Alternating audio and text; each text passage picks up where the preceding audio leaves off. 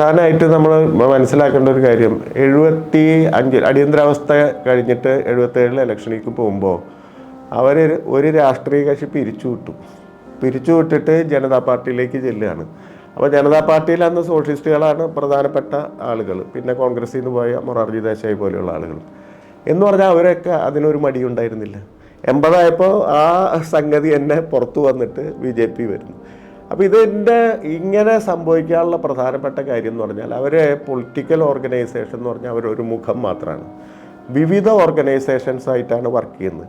ഇപ്പോൾ നമ്മൾ BJPയുടെ അല്ലെങ്കിൽ ഈ പറയുന്ന ഈ ഹിന്ദു വംശീയവാദികളുടെ എക്കണോമിക് സ്ട്രാറ്റജി എങ്ങനെ മാറിയെന്ന് ചിന്തിക്കുമ്പോൾ നമുക്ക് വലിയ ഉൾക്കാഴ്ച കിട്ടും. ഇവർ തുടക്കം മുതൽ പറഞ്ഞിരുന്നത് സ്വദേശി ആശയമായിരുന്നു ഇവരുടെ പ്രധാനപ്പെട്ട ആശയം. സ്വദേശി ജാഗരൺ മഞ്ച് എന്ന് പറഞ്ഞിട്ട് അവർക്കൊരു വിഭാഗം തന്നെയുണ്ട്. മാത്രമല്ല തിലക് തൊട്ട് ഇങ്ങോട്ടുള്ള ബ്രാഹ്മണിസ്റ്റുകൾ മുഴുവൻ ഈ സ്വദേശിവൽക്കരണത്തെ പറ്റിയാണ് സംസാരിച്ചുകൊണ്ടിരുന്നത്.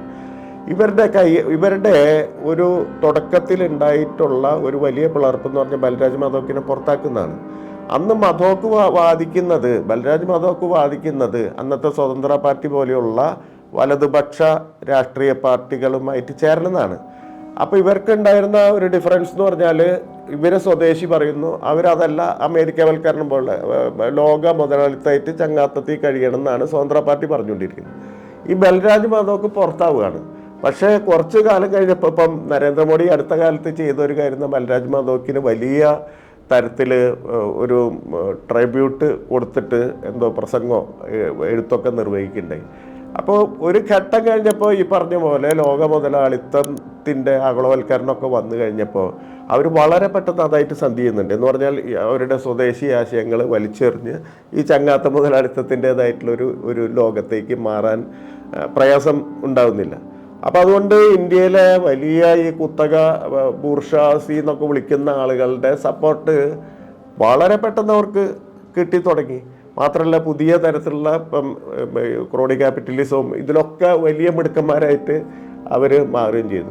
അപ്പം അടിസ്ഥാനപരമായിട്ടുള്ള അവരുടെ ഈ മെജോറിറ്റി വാദത്തിനെ നിലനിർത്തിക്കൊണ്ട് അവർ മറ്റ് തരത്തിലുള്ള എല്ലാ തരം നെഗോഷിയേഷൻസും നടത്തും. അവർക്ക് ഉള്ള ഒരു പ്രധാനപ്പെട്ട ദർശനം എന്താണെന്ന് വെച്ച് കഴിഞ്ഞാൽ ഹിന്ദുക്കൾ എന്ന് പറഞ്ഞാൽ ലോക ജനസംഖ്യയിൽ 5-1 മറ്റോ വരുന്ന ഒരു വിഭാഗമാണ്.